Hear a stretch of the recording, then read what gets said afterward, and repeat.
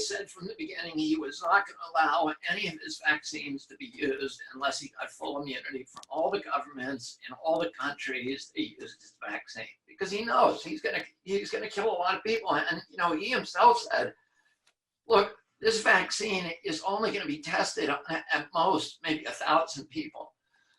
What if there's an injury rate of 1 in 10,000? You won't see that if you test 1,000 people. You will never see it. But an injury rate of 1 in 10,000, if you give that, let's say it's a death rate of 1 in 10,000, very, very possible. And you'll never see it. If you give that vaccine to 7 billion people, which is what he's intending, that means 700,000 people are going to die from it. And you get, ultimately you'll get to a level where, with the other injuries, et cetera, that you're causing more problems than you're averting. It's very, very possible. If you're only testing that vaccine, if you don't test it on animals, you go right to humans and you test 1,000 humans. Plus, there's no placebo. But they don't care because they're under the PrEP Act. So they have complete blanket immunity from liability. They can end up killing every person they give this to in Seattle. What do they care? It's a gamble for them. Because if that Moderna vaccine works, Gates is going to make $1 billion. And if it doesn't work, he's got 8 other in the pipeline. They'll just say, oh, that was a bad experiment. The reason they're going forward so quickly with that is because there's no biological material. You don't have to manufacture anything. With other vaccines, you have to start a factory and you have to grow the vaccine, the mold in the petri dishes, the virus in the petri dishes, and you have to switch it from animal to animal to animal. And you have to then treat it, you have to add the adjuvant, and it's a long process. But with the Moderna vaccine, your body becomes the factory because you're altering the human DNA so that it will produce the antibody. And so they don't have to build any factory. They just take little snippets of the RNA and inject them into human beings and let you do all the work. So they can fast track it overnight. They can literally get it to market within months. And that's what they did within weeks. All they needed was that genetic code from the Chinese. And they can make this RNA virus. And it is extraordinary. It's never been used. It's never been proven in any model. And the company that's making it has never brought a product to market. They've never been through phase 3 trials. And they were on the edge of bankruptcy. It is really, really, really crazy. And what could possibly go wrong? What could possibly go wrong? Just nuts, and how willing they are to play God, which is that's it. History of vaccinology. And Gates has this megalomaniacal, Messiah complex where he believes that he is up there and can experiment with lesser human beings, and if there's collateral damage, then so be it. He's well-intentioned and he's going to save the world. And those poor suckers who took this, who are heroes because they volunteered for a program. But it's like people volunteering in war for irresponsible generals who don't care what they do to their people and don't value them. And that, they got hoodwinked.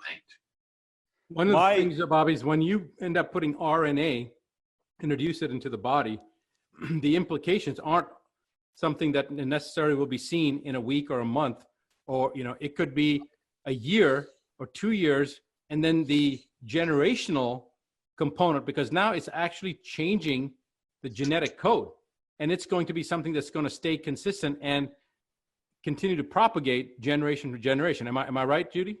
Yes. Yes. So much so, by the way, on one of the studies we're looking at, I believe is the Moderna study, they are forbidding sexual intercourse without full protection, meaning they are so concerned there can be no pregnancy allowed by anybody involved in this study, meaning they are so concerned that they may have a generational problem that they want to keep that this study group is in its application, it's stating that they can't be working on a child, however you want to put that. I think one of my biggest concerns when I talk about this is that, and I think, Bobby, you put it perfectly, I believe this is the God vaccine.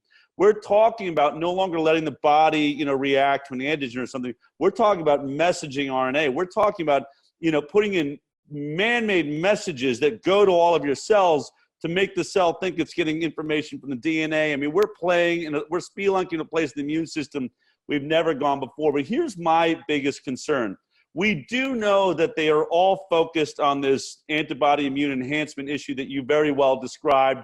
The animals all died in the trials, and now we're going on to human beings. This is what Hotez sat before our Congress and talked about. Even Tony Fauci said on television, there is a concern that this vaccine could make people more sick.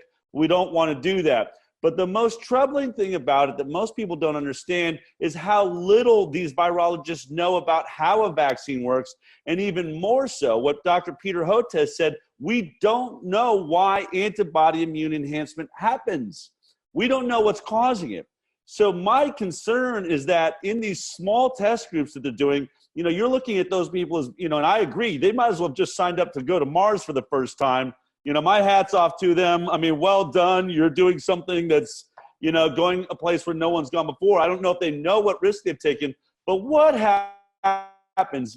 Let's say they get around it. One of these vaccines gets to one of these small trials, and for some reason, antibody immune enhancement doesn't happen. Whatever virus they're working with, whatever mutation. But what I want to say is that throughout the time, since the beginning of mankind, there's never been a bacteria or a virus outbreak that took out the species. There's something about nature and our relationship to it that we survive. We even get stronger as we go along. But we are talking about a vaccine that's being discussed by world leaders, being driven by Bill Gates, saying everyone in the world is going to get this vaccine. Can you imagine a vaccine that gets to the trials, looks like it's safe, somehow they get away? I don't think it's going to happen, but let's go with what their scenario is, their dream is, to vaccinate everyone in the world, and then all of a sudden, maybe the strain that they designed the vaccine around avoided that problem, but all of a sudden there's a mutation that then starts triggering. It gets out and starts triggering antibody immune enhancement. Now all of a sudden, we're not watching 0.1% of people die, 0.3%, or 10%. You could talk about a scenario where 30% of those coming in contact with what would have been a cold, like those ferrets, their bodies are overreacting to this, and they're having complete organ failure and shutdown. You could honestly be looking at a vaccine for the first time that has the potential to eradicate our species. That is how dangerous this vaccine is. And this is what I say every time I've been interviewed like crazy. I say, of all the times we have ever put two of the most dangerous words together known to man, rushed and science in the same sentence, is the most dangerous statement that could ever be made. And we're allowing that statement to be made on one of the most dangerous approaches to vaccines there has ever been. This is the message that everyone really needs to share with everyone they know. This is not a joke. And, though I care for the 45 people in each one of these studies right now, or the thousands that may go on to an efficacy study, this thing is coming for us. And I can't imagine anything more ridiculous than a life-threatening vaccine that has an issue that they don't even understand why it happens for an illness that kills 0.1 to 0.3% of the world. It's crazy. Let me add one thing to what you said, to what I was saying. The CNN did a really interesting article that appeared this morning about Moderna. And at the very end, it was a very, very long article. And, with most of those articles, only like 1% or 0.01% people ever get to the end. But in the last couple paragraphs, they interviewed two of the former officials, people who had worked at Moderna till 2018. And one of them was, I think, the COO of the company. And he said, I was shocked when I read that the federal government had given that company $438 million. I was shocked. The other guy, and he said, I don't know what they were thinking of. That's what he said. This is the guy who worked at the company. The other guy was their chief chemist. He was the head of all of their chemistry department. His name's Dr. Suhak Siddiqui. And he said, there is nothing that could make me put that vaccine in my body. Dale, you're absolutely right. Do you remember that extraordinary interview by Peter Arby? What? Yeah, Peter Arby I've known for many years, a very, very good vaccinologist, works for a vaccine maker, the Staten Serum Institute, and he's worked in West Africa for the most of his professional life. And he said in that interview, we think we know what our vaccines are doing. We don't. I mean, that's an extraordinary, he's a very, very honest man. And he went up against the system and then demonstrated clearly in looking at the non-specific effects of vaccines, that DTP vaccine had killed more children in West Africa than it had saved from the target diseases, diphtheria, tetanus, and pertussis. And that is the most widely used vaccine historically in the world. That's Gates' vaccine. It's an astonishing admission, and it was completely ignored. I think the only response of the authorities was to remove his funding. But we really live in an era where we know so little and we assume so much. The same happened with pertussis. I remember that Salzburg wrote an article blaming anti-vaxxers for the outbreaks of whooping cough. And then there was an admission by Christopher Gill from Boston University saying that we've made assumptions upon assumptions. We didn't understand how pertussis interacted with the human immune system. We're in the embarrassing position of having to admit that we may have made some serious mistakes. That's the truth. Yeah. It's not the anti-vaxxers.